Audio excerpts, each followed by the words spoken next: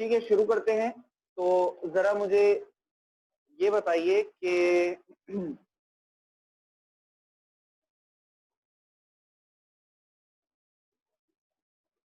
Science क्या है आप लोगों के हिसाब से?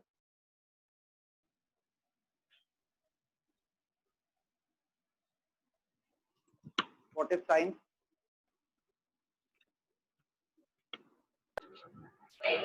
सर 5 मिनट है।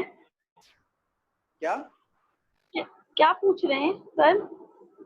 मैं पूछ रहा हूँ व्हाट इज साइंस। मुझे बारी बारी सब बच्चे क्या समझते हैं साइंस क्या है उसका जवाब दें, और साथ में साइंस की ब्रांचेस कितनी है ये भी बताएं।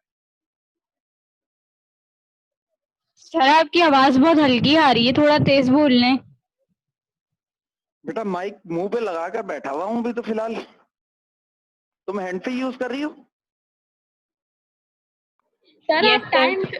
टाइम का क्या पूछ रहे हैं? टाइम का क्या बताएं?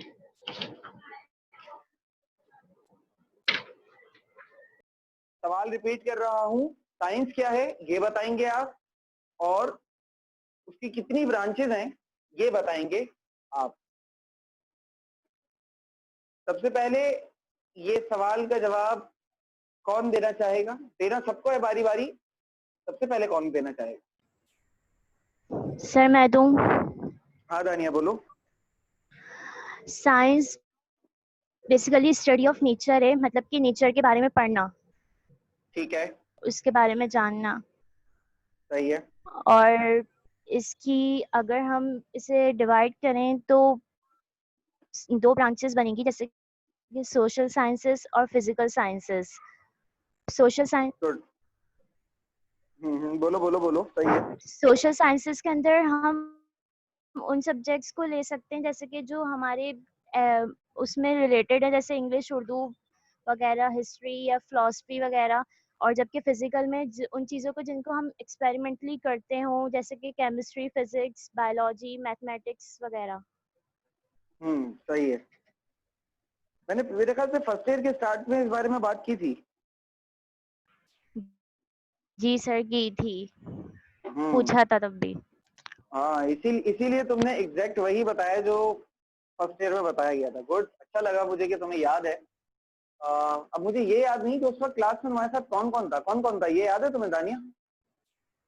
जी सर। कौन था जिस वक्त मैंने ये वाली बात की? ईमान जी, ईमान वगैरह भी थी, खतीजा और ये सब, रोमैसा वगैरह अभी थी। मैं कब थी?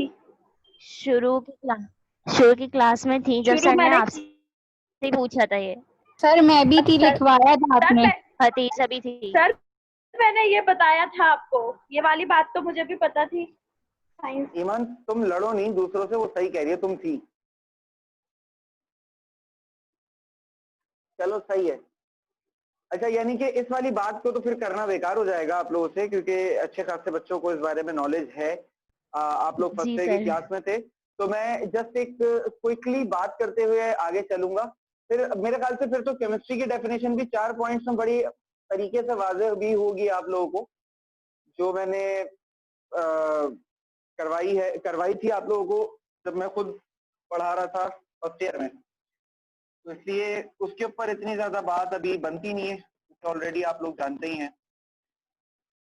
तो फिलहाल मैं इस बात को यहीं पे ही समराइज कर देता हूँ, सिर्फ उन बच्चों के लिए जिनको शायद ये बात ना पता हो, या उन्होंने पिछले मतलब जब मैं ये चीज समझा रहा था तब वो क्लास में ना हो, तो उनके लिए मैं बोर्ड पर जरा कुछ चीजें लिख लूं, फिर उनको समरी देते हुए फिर हम अपने कोर्स की तरफ बाकायदा चलेंगे।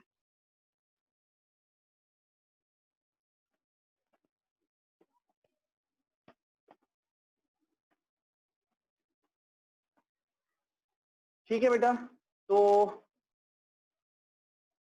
आप लोग अब इसे मुलाहिजा फरमाइए। नजर आ रहा है?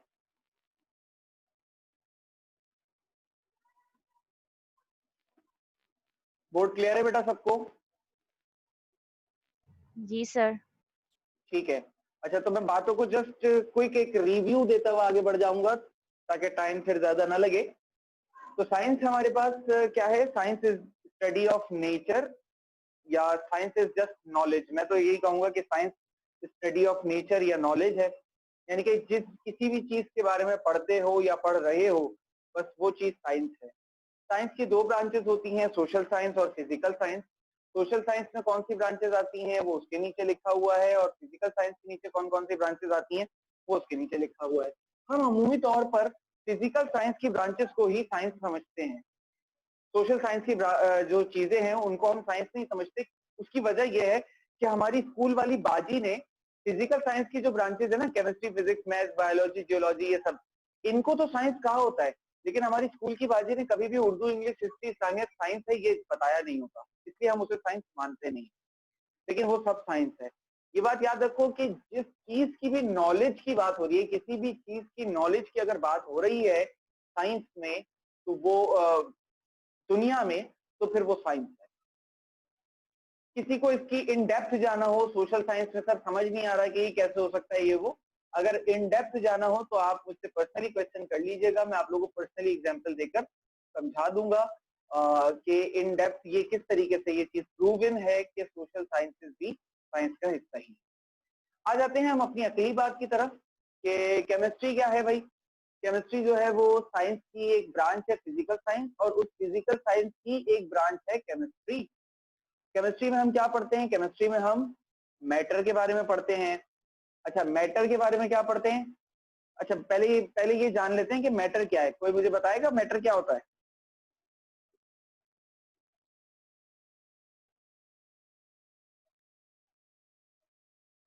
सब खामोश। सॉलिड, लिक्विड, गैस जो होते हैं उसके पार्टिकल्स वगैरह, जो भी चीज मास रखे जिसका वेट हो वो मैटर कहलाती है। एग्जिस्टेंस। सही है, लेकिन एक पॉइंट कम है। कोई भी चीज जिसका मास हो और वो कोई स्पेस घेरे, कोई जगह ले। अब कंप्लीट है। Good try Khatija and good Dania. बेटा, कोई भी चीज ऐसी जिसका वजन हो और जगह घेरे उसे हम कहते हैं मैटर। खैर,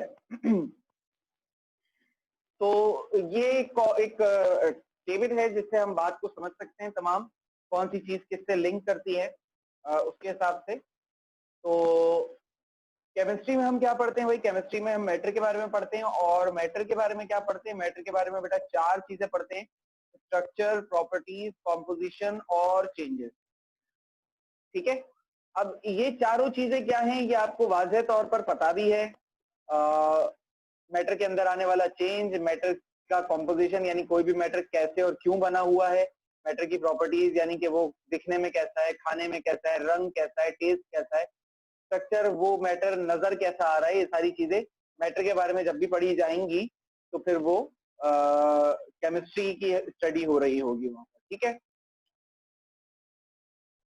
हाँ भाई, तो चैप्टर स्टार्ट तो हमने करना है पीरियोडिसिटी ऑफ एलिमेंट का, लेकिन उसके लिए पीरियोडिसिटी के चैप्टर को पढ़ने के लिए जरूरी है कि इलेक्ट्रॉनिक कॉन्फ़िगरेशन पर हमारी बड़ी अच्छी ग्रिप हो।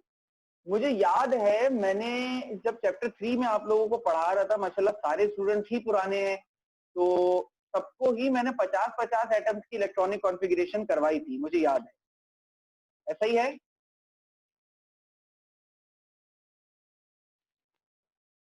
जी सर। सही है, वेरी गुड। चलो फिर एक काम करो, रजिस्टर और पेन तो तुम लोगों के सामने ही होगा ना, तो मैं कुछ एटॉमिक नंबर्स लिख रहा हूँ बोर्ड के ऊपर, उन एटॉमिक नंबर्स की जरा इलेक्ट्रॉनिक कॉन्फ़िगरेशन तो करके दो मुझे अभी क्लास में। सर 28, 32, 24 और 34। चलो भाई, 34 नहीं सर। हाँ हाँ, बोलो बोलो। सर मुझे तो नहीं आती, आपने बोलता है एंड में क्लास लूंगा, फिर वो हुई नहीं थी क्लास। अच्छा, तुम्हें नहीं आती मुकम्मल? नहीं सर। चलो यार, अफसोस हुआ मुझे ये सुनकर बहुत। लास्ट में से हाँ बेटा, अब तो किसी को भी नहीं आती है ना। सर मैं भी किसी issues की वजह से क्लास रुमैसा, ले पाई रुमैसा बेटा थी। तुम्हारा नेट बहुत ज्यादा हैंग कर रहा है, इतना कि तुम्हारी आवाज बहुत रुक रुक के आई, मुझे कुछ समझ नहीं। नहीं सर, मैंने आपको बोला भी था अलग से व्हाट्सएप नंबर पे भी, आपने कहा था एंड में बताऊंगा। क्या यस बताऊंगा? सर। ये एंड में बताऊंगा क्लियर हुआ, लेकिन उससे सर पहले क्या बोला मैं ये नहीं कह क्लियर रही हुआ। हूँ कि मैं भी किसी इश्यूज की वजह से ना क्लास नहीं हाँ ले हाँ हाँ, पाई थी, क्लास नहीं ले पाई तो थी, क्लास नहीं ले पाई। आपने कहा था मैं बाद में कि मैं क्लास नहीं ले पाई थी। चलो चलो ठीक है ठीक है ठीक है, मैं समझ गया। तो कुछ इश्यूज थे तो ओके ओके, आप, हाँ तो इलेक्ट्रॉनिक कॉन्फ़िगरेशन आप लोगों को सिखाना मुझे जरूरी है। अब जब तक इलेक्ट्रॉनिक कॉन्फ़िगरेशन आप लोगों को नहीं सिखा लेता, तब तक तो मेरा आगे बढ़ना सही नहीं होगा। जरा स्क्रीनशॉट ले लो इसका, फिर मैं आगे चल रहा हूँ बोर्ड रेफरेंस से। तो तब तक तो ये है कि मैं कुछ नहीं कर सकता, क्योंकि पीरियोडिसिटी को समझने के लिए एटम्स के एटॉमिक नंबर, इलेक्ट्रॉनिक कॉन्फ़िगरेशन आपको आनी चाहिए, और इलेक्ट्रॉनिक कॉन्फ़िगरेशन देखते हुए एटम्स की प्रॉपर्टीज को प्रेडिक्ट करना, और ये सारे मामलात आपको आने चाहिए। तो शुरू करते हैं। अब सीख लो किस तरीके से इसको करना है और समझना है। मैं कोशिश करूंगा कि इसको ना समराइज वे में करवाऊं। उसकी वजह ये कि असल मकसद मेरा ये करवाना नहीं है आप लोगों को, असल चीज कुछ और करवाना है। रिकॉर्डेड वीडियो मेरे पास मौजूद है ऑलरेडी, तकरीबन इलेक्ट्रॉनिक कॉन्फ़िगरेशन की हिसाब से मैंने कोई 70-80 मिनट की वीडियो जो है वो बनाकर रखी हुई है चैप्टर 3 फर्स्ट ईयर की। तो उसको भी कंसर्न कर लेना, तो आप लोगों की थोड़ी सी उससे प्रैक्टिस हो जाएगी। बाकी हम थोड़ी सी बातें यहाँ पर कर लेते हैं। देखो, एटम्स में इलेक्ट्रॉन होते हैं, हमें पता है, सही है।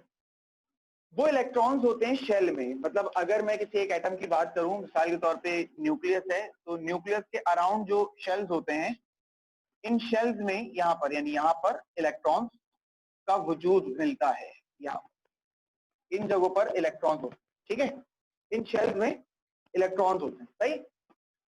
अच्छा देखो, इलेक्ट्रॉन की जो डेस्टिनेशन है 9 क्लास के हिसाब से तो वो बड़ी आसान है, इलेक्ट्रॉन्स की डेस्टिनेशन। लेकिन इंटर के लिहाज से अगर बात करें तो इतना आसान नहीं है। हम कह देते हैं कि शेल में होता है इलेक्ट्रॉन, इन शेल्स में इलेक्ट्रॉन होता है, लेकिन इतना आसान नहीं है।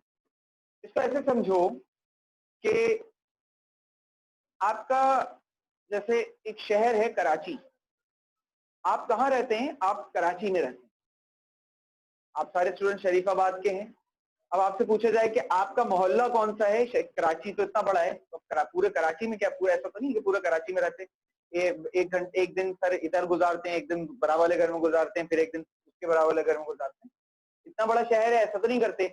तो कराची में कहाँ रहते हैं भाई? कराची में सर एक मोहल्ला है, उसमें वो उस मोहल्ले का नाम है सर शरीफाबाद, तो हम सर शरीफाबाद में रहते हैं, ठीक है। अब शरीफाबाद मोहल्ला भी इटसेल्फ एक अच्छा खासा बड़ा मोहल्ला है। अब ऐसा तो नहीं है कि पूरे मोहल्ले में रहते हो, सही है ना, रिची रिच वाला कार्टून चल रहा है, ये पूरे मोहल्ले जितना आपका घर हो। तो अब मोहल्ला है, अब उस मोहल्ले में बहुत सारे घर हैं, उन बहुत सारे घरों में कोई एक घर आपका होगा जिसमें आप रहते होंगे।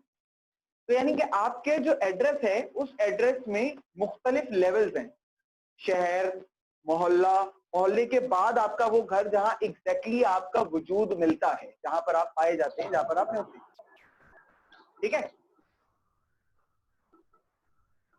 यहां तक बात क्लियर हुई है? जी सर। सही। अब एटम का जो इलेक्ट्रॉन में इलेक्ट्रॉन्स का जो एटम में रहना है या उनका जो एड्रेस है, वो पता किया जाता है बेटा क्वांटम नंबर से। ईमान माइक बंद कर दो वरना मैं तुम्हें म्यूट करूंगा। मेरा माइक नहीं,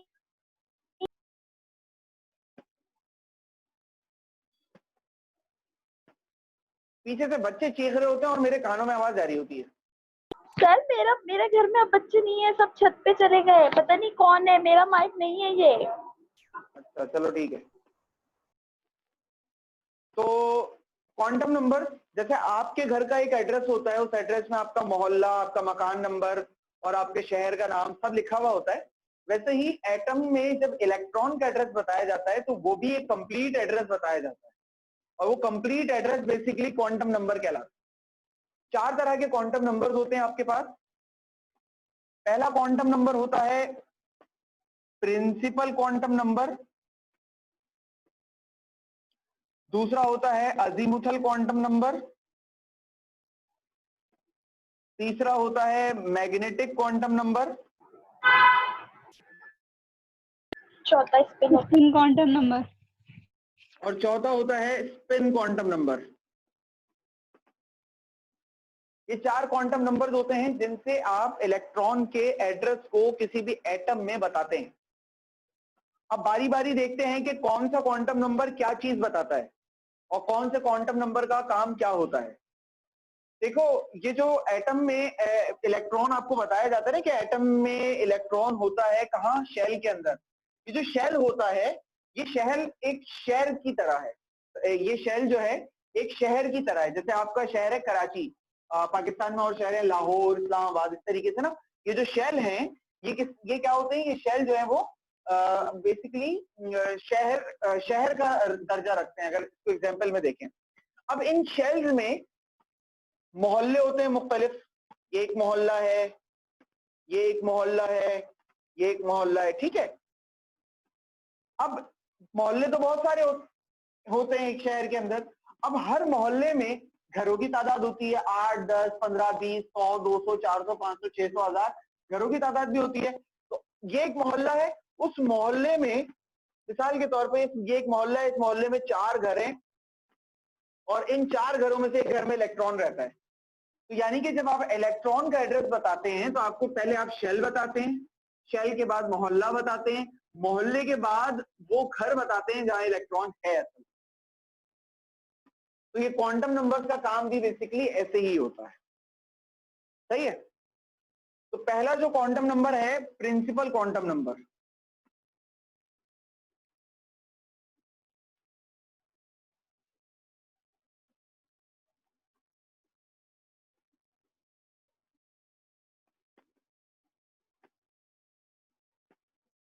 principal quantum number, principal quantum number को n से डिनोट करते हैं बेटा, स्मॉल n से, ठीक है। और ये जो प्रिंसिपल क्वांटम नंबर होता है ये क्या बताता है हमें, प्रिंसिपल क्वांटम नंबर हमें बताता है n is equal to number of shell. n हमें क्या बताता है, शेल का नंबर या शेल की तादाद। अब n का जो वैल्यू होती है ना वो 1, 2, 3, 4, 5, 6 एंड सो ऑन होती है, सही है। ये n की वैल्यू नंबर्स में होती है, सही। प्रिंसिपल क्वांटम नंबर हमें क्या बताएगा, प्रिंसिपल क्वांटम हमें नंबर सिर्फ इतना बताएगा कि इलेक्ट्रॉन दरअसल एटम के किस शेल में, पहले में है, दूसरे में है, तीसरे में है, चौथे में है, पांचवे में। शेल कौन सा है बस सिर्फ इतना बता देगा। अब उस शेल में मोहल्ला या घर कौन सा है ये नहीं बता सकता प्रिंसिपल क्वांटम नंबर, सही है। क्लियर है, कोई सवाल अभी तक? सर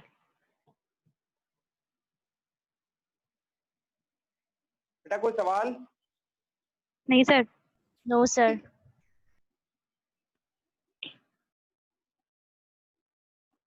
दूसरा आ जाओ अजीमुथल क्वांटम नंबर।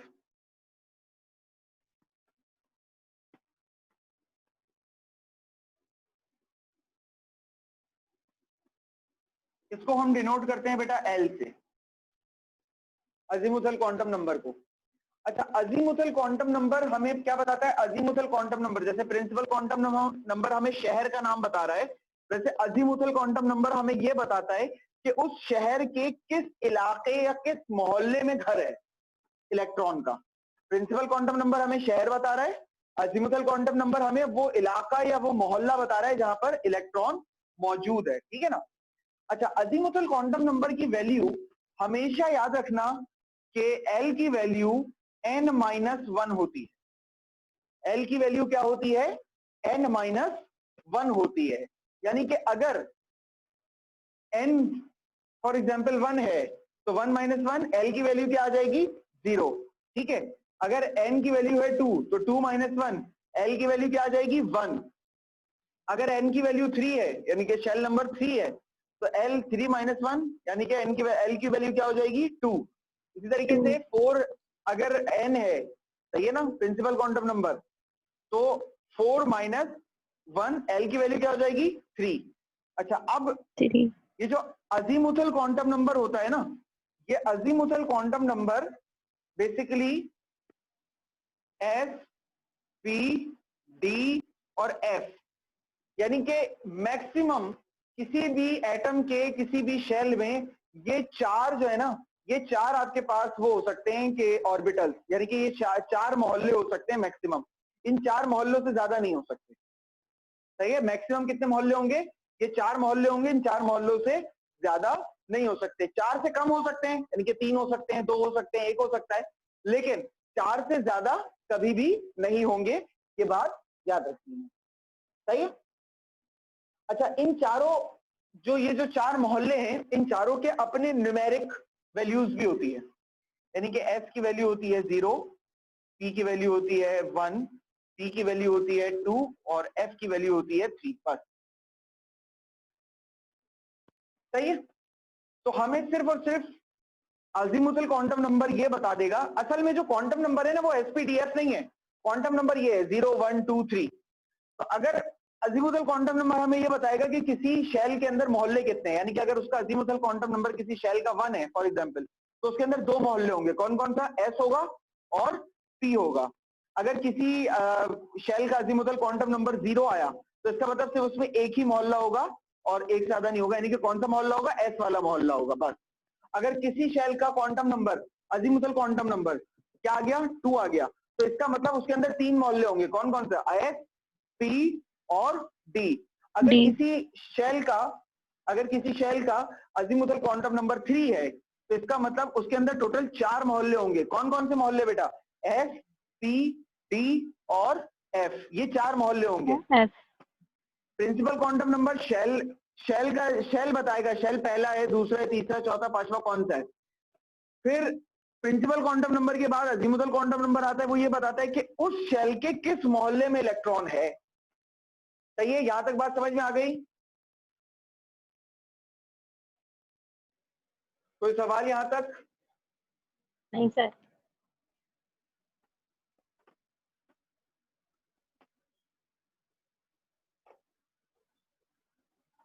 अब मैं आ रहा हूं तीसरे क्वांटम नंबर पर, और तीसरा क्वांटम नंबर है मैग्नेटिक क्वांटम नंबर, इसको हम स्मॉल m से डिनोट करते हैं, ठीक है। अच्छा, मैग्नेटिक क्वांटम नंबर की वैल्यू जो है ना वो बराबर होती है अजीमुथल क्वांटम नंबर के, यानी कि जितना अजीमुथल क्वांटम नंबर होगा, देखो अजीमुथल क्वांटम नंबर को किससे डिनोट करते हैं? L से ना, तो जितना अजीमुथल क्वांटम नंबर होगा उतना ही m होगा, बस फर्क क्या होगा? फर्क ये होगा कि ये माइनस से शुरू होकर प्लस तक जाएगा। अब ये बात बड़ी अजीब सी लग रही होगी सर, ये माइनस से शुरू होकर प्लस तक जाने का मतलब समझ में नहीं आ रहा, अभी समझा देते हैं बेटा। देखो, अजीमुथल क्वांटम नंबर से वापस आओ। S का अजीमुथल क्वांटम नंबर क्या है? 0। P का अजीमुथल क्वांटम नंबर क्या है? 1। D का अजीमुथल क्वांटम नंबर क्या है? 2 और F का अजीमुथल क्वांटम नंबर क्या है? 3।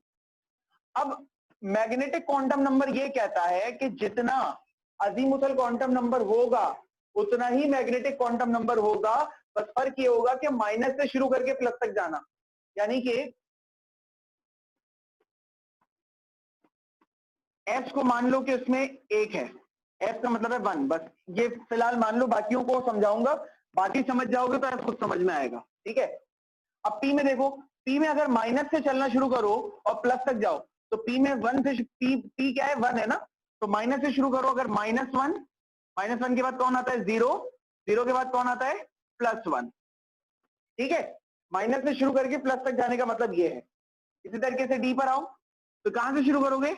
-2 से शुरू करोगे, इसका नंबर क्या है? अजीमुथल क्वांटम नंबर 2 है ना, तो माइनस से शुरू करना, -2, फिर कौन आएगा? -1, फिर कौन आएगा? 0, फिर कौन आएगा? +1, फिर कौन आएगा? +2, सही है।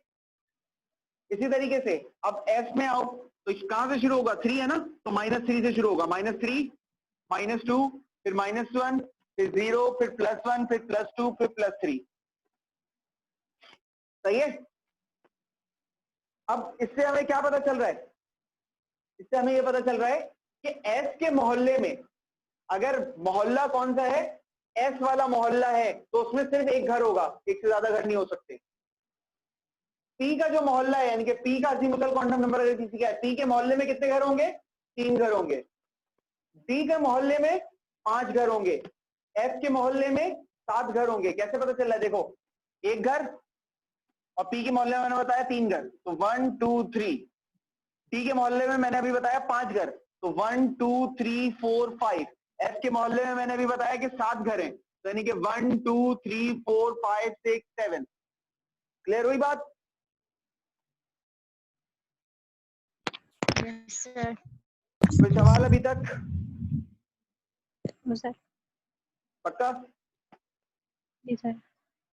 ठीक है, आखिरी आता है आपके पास स्पिन क्वांटम नंबर, और इसकी इतनी ज्यादा वर्थ नहीं है, असल में आपको समझने हैं ये शुरू वाले 3। चौथा वाला तो खैर है, अगर इसको ये आपको बस ये तो बड़ी आसानी से आ जाएगा, शुरू के 3 में थोड़ी सी मेहनत है। स्पिन क्वांटम नंबर को ऐसे डिनोट करते हैं, इसकी 2 वैल्यूज होती हैं, एक होती है -12, एक होती है +12, बस खत्म। -12 का मतलब ये है कि ये एंटी क्लॉकवाइज है, एंटी क्लॉकवाइज स्पिन, और +12 का मतलब है क्लॉकवाइज स्पिन, बस ये है मतलब, खत्म हो गई कहानी। देखो एक घर के अंदर मैक्सिमम, एक जो घर है उस एक घर के अंदर 2 इलेक्ट्रॉन रह सकते हैं, ठीक है, एक घर के अंदर 2 इलेक्ट्रॉन रह सकते हैं मैक्सिमम, इससे ज्यादा नहीं। अच्छा, दोनों इलेक्ट्रॉन कैसे रहेंगे? आपको याद होगा फर्स्ट ईयर में जब भी मैं इलेक्ट्रॉन बनाता था तो ऐसे बनाता था, एक ऊपर और एक नीचे, याद है?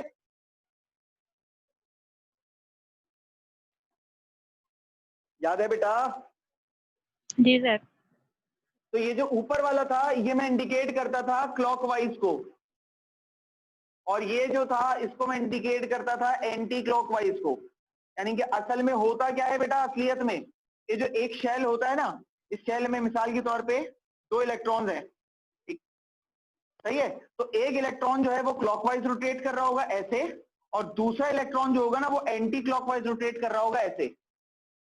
यानी कि जब एक घर में 2 इलेक्ट्रॉन्स होते हैं तो दोनों इलेक्ट्रॉन की स्पिन एक जैसी नहीं होती, दोनों इलेक्ट्रॉन्स ऑपोजिट डायरेक्शन में रिवॉल्व कर रहे होते हैं, क्लॉकवाइज घूम रहा होता है तो एक एंटी क्लॉकवाइज घूम रहा होता है। तो इसको स्पिन क्वांटम नंबर से बताया जाता है कि इलेक्ट्रॉन क्लॉकवाइज जा रहा है या एंटी क्लॉकवाइज जा रहा है, बस। सही है? जी सर। कोई सवाल, कोई कंफ्यूजन?